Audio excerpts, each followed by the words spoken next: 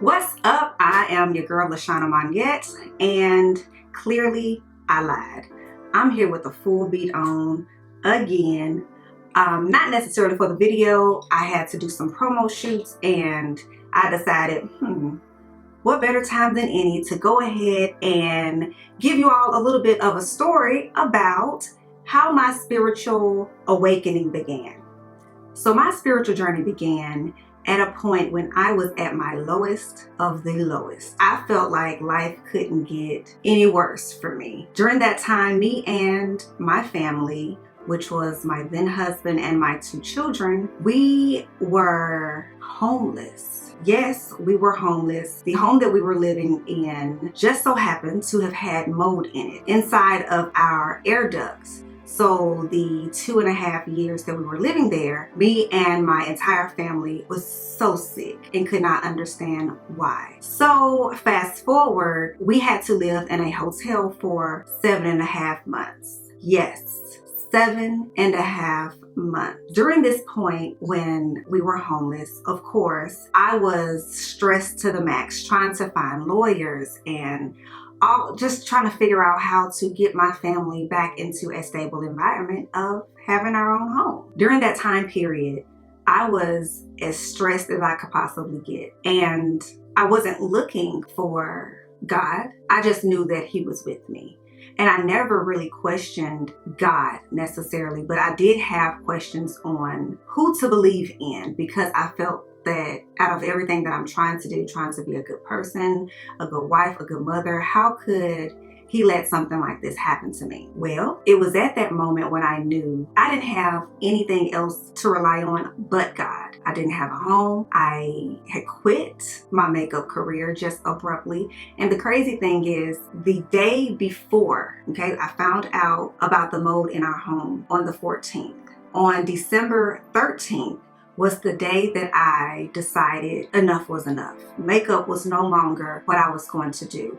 Not necessarily that I wasn't going to do it as a career. I was going to incorporate makeup classes and maybe a makeup product. But I knew at that moment that booking clients, standing on my feet for 8-10 hours a day, beating face after face after face, was no longer what I was called to do. I knew that it was something bigger that I needed to do on a bigger scale. I just didn't know exactly what I was going to do.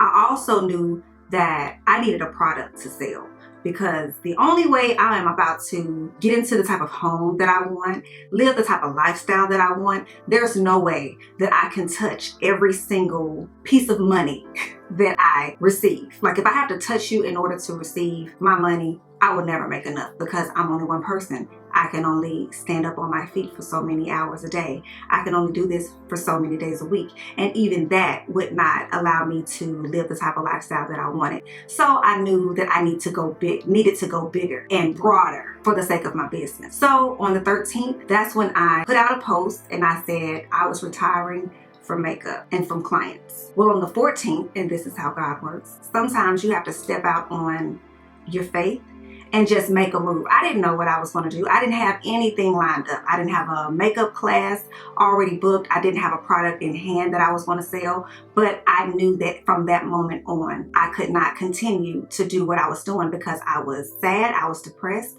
I was just unhappy with what I was doing in life, because I knew that there was more that I could be doing. So on the 14th, we find out that there is mold in our home. I immediately had to leave. And the crazy thing is, I worked out of my home. I had an entire room that was strictly for my clients, for me recording videos and doing my makeup.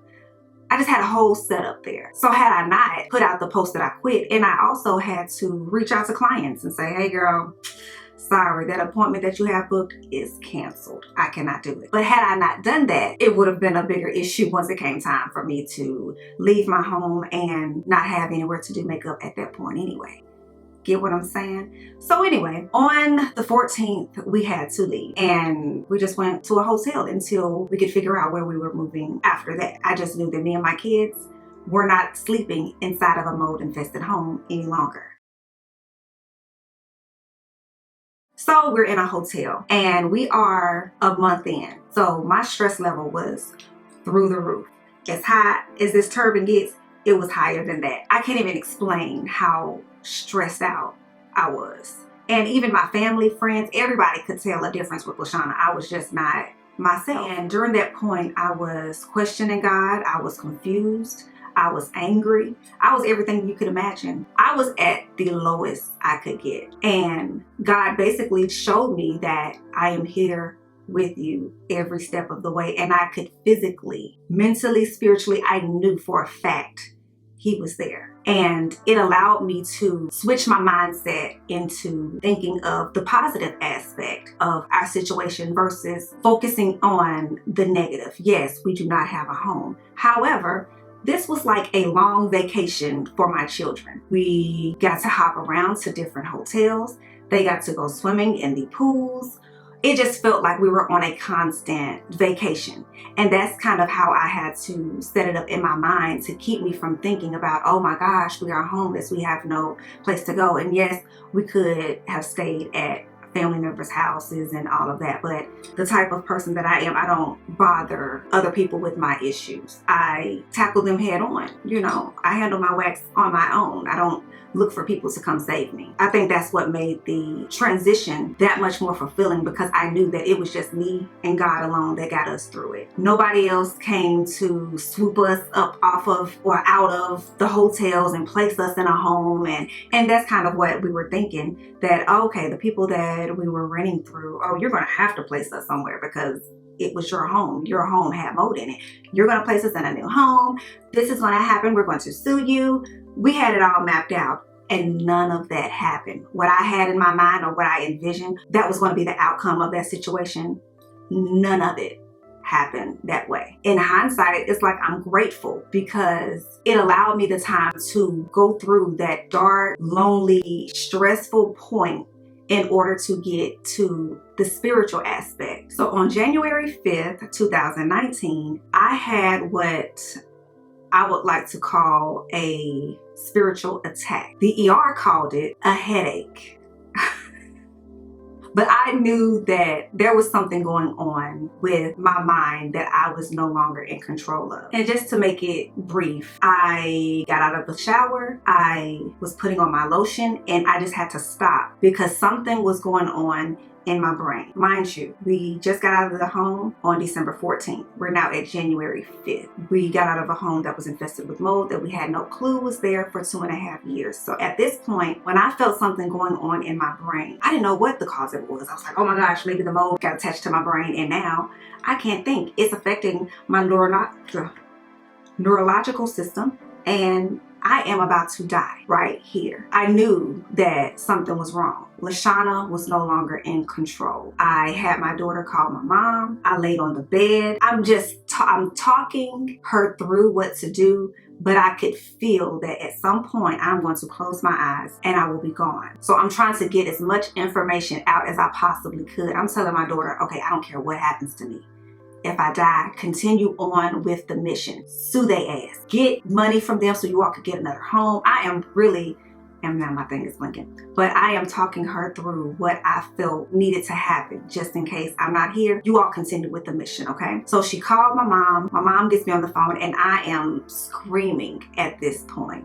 I'm just like, I'm screaming uncontrollably. I don't know what's going on. But I knew that it was something wrong. My mother is talking to me on the phone and she's asking me what's going on. And I'm like, Mom, I don't know. I do not know. Something is wrong. Something is wrong. And I don't know what it is. And my mother says, grab your babies. Just grab hold to your babies. Grab onto your babies. They're your reason. And I don't know why she felt the need to say that, because I didn't say anything along the lines of being suicidal. I mentioned nothing about I want to hurt myself or I feel like I'm going to do something to my children. None of that. I never uttered a word of harming myself or anyone else. I just knew that I was not in control. Her response to grab my babies was what I needed for me to keep pushing. I knew that my children were my reason for staying. So I grabbed my babies. I had one in this arm and one in this arm, and all I could do was just rock back and forth. And I'm just saying, Jesus, Jesus, Jesus, Jesus, Jesus. That's all I could say. Nothing else could come out of my mouth at that point but Jesus. And after several minutes of doing that, I noticed that things begin to calm down. I'm like, okay, I don't feel as bad, but I might still need to go to the emergency room because I don't know what has happened. I don't know what's going on. There may be something neurological going on and I need them to check because I don't want to fall asleep and not wake up. So I stood up to finish getting dressed because if you go back, I was putting my lotion on after getting out of the shower. That's all I could do.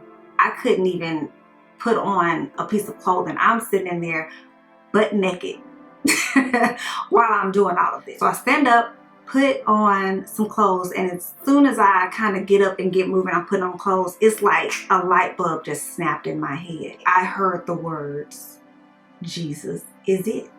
And I said, okay. That moment was the wake-up call, or that scary moment that I needed for me to not question whether or not Jesus was there with me. I knew from that moment forward that he was always there. I didn't have a question. I didn't have concern.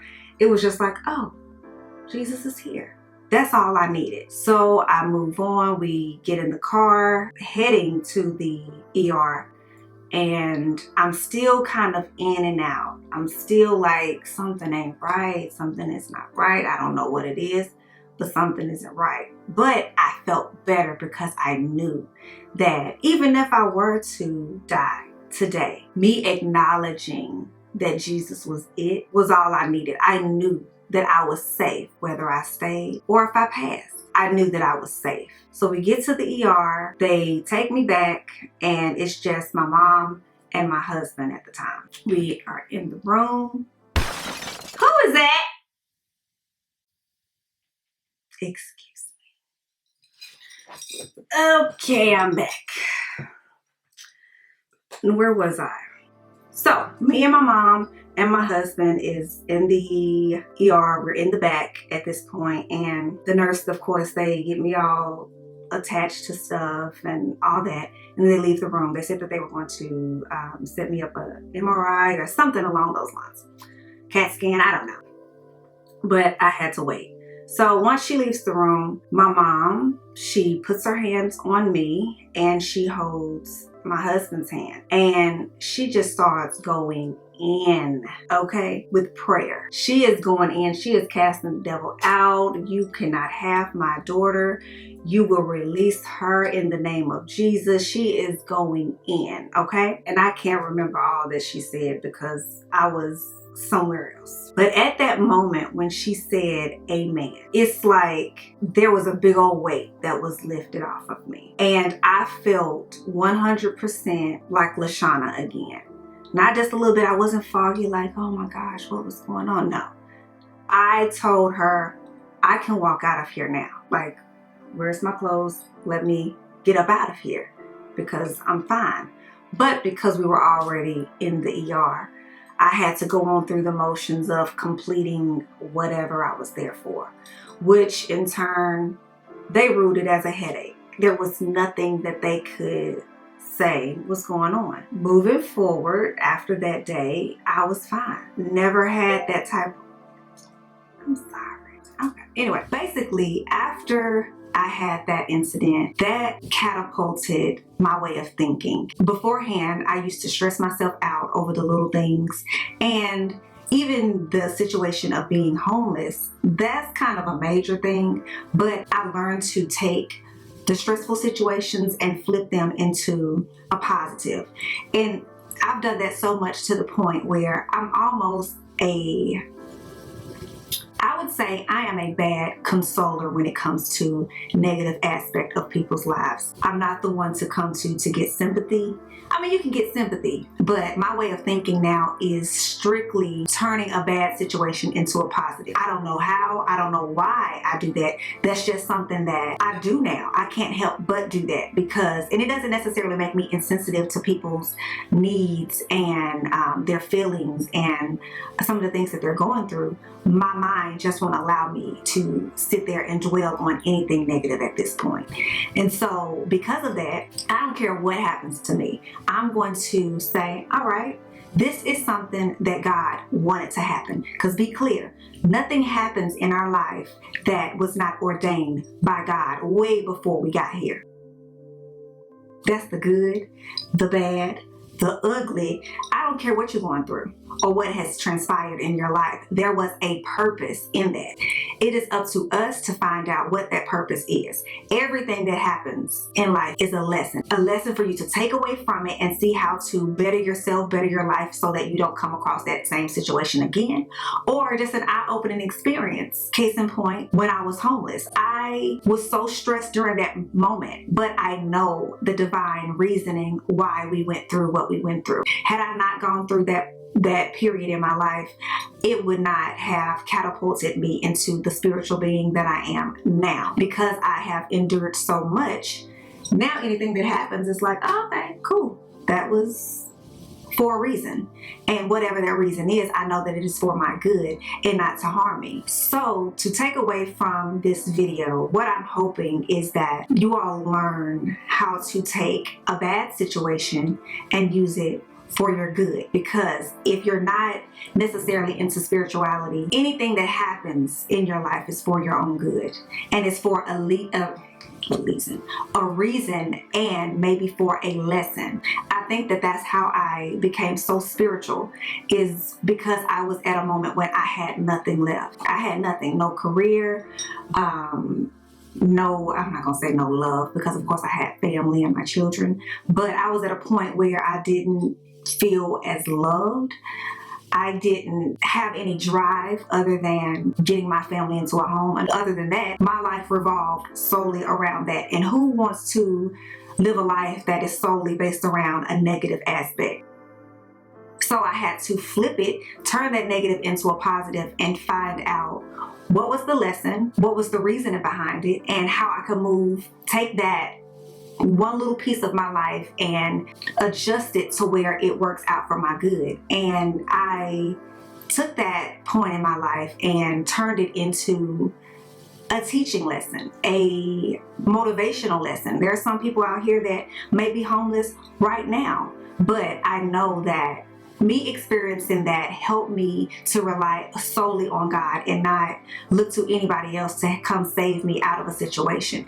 Yes, we all need help at times, but it's kind of to clear away any other distractions that you may have in your life. At that point, when at the house that we were living in, that was the hangout spot. We had gatherings almost every weekend. There was always people at our house kicking it, having fun. Like, I really did love the house per se, but everything else that came along with it, the friends, the family, some of the situations that came about while living there, even though they may have been fun, God needed to strip me away from that place so that I could focus in solely on Him.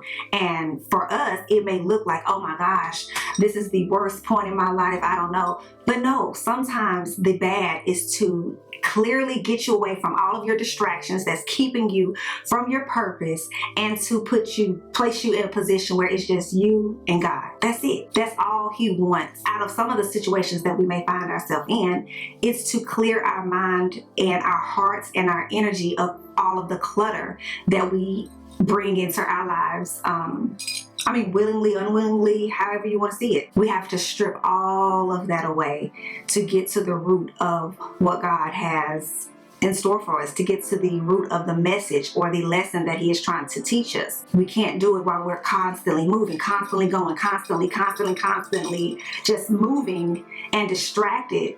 We have to get stripped away of everything that we know and focus solely on Him so that He can guide us moving forward. So that's, in a nutshell, how my spiritual journey began, is by getting to my bottom of the worst that it could possibly get, that allowing me to clear away all distractions. And at that point, I cut off all communication with friends, family, or whoever. I really didn't communicate with anybody because I was so focused on, okay, let me figure out how to get my family into a better situation. Let me get home, let me get this, let me get that. So I didn't have time for people. just to be real. And that allowed me even more time to focus solely on God. And I will get into different things that, different methods, I guess, as far as meditating and eating right and all these other little facets that came into play after we cleared away all of the distractions, clearing away the clutter and focusing solely on God. That's it. Like, there's no magical stick that comes and like, boom, you're spiritual. No, not necessarily. I mean, it could come easy like that for some. It didn't for me. That's not my story. I had to get taken to my bottom to release my distractions. And I thank God every day that that's what happened. So, yeah, that's how my spiritual journey began. I hope you all enjoyed that tidbit of information. And I hope that you take away with it that all you need is you and God. That's it. Everything else is going to fall into place as you step one foot in front of the other on the journey. You're not going to see a mile ahead of where you're supposed to go, who you're supposed to be, what your life is going to look like. It came one step, one lesson, one bit of information at a time. And almost 2 years later, I'm now finally able to just share with you all how I got to this point, so where nothing and no one can come in between or distract me or knock me off of my square when it comes to my spiritual growth, because I worked too hard to clear the clutter and to focus solely on Him. And now everything just aligns easily. So I thank you guys for watching. I hope you stay with me on this journey. Comment down below. Let me know if you've ever experienced a point where you were at the bottom of the bottom and how you made it out of it. I would also like to know what type of videos you would like to see moving forward. If you want me to touch on a particular topic of how to clear away the clutter, I could do a whole video on that. How to release some of those distractions that are keeping you from your spiritual growth. Hello, get into that. What else? Just clearing your energy and your space to become one with you, God, and that's it, okay? Like the video, because that will help the video pop up more on your timeline. Subscribe if you have not done so. Click the bell wherever that may be. Do that because that will ensure that you see my videos moving forward. What else? Anything else? Follow me on my Instagram, LaShauna.Monyette. And I will see you guys on the next one. I love you guys. Stay prayed up, please. Stay prayed up. That's your protection, and that is also your guide. And I'll see you guys next time. Bye.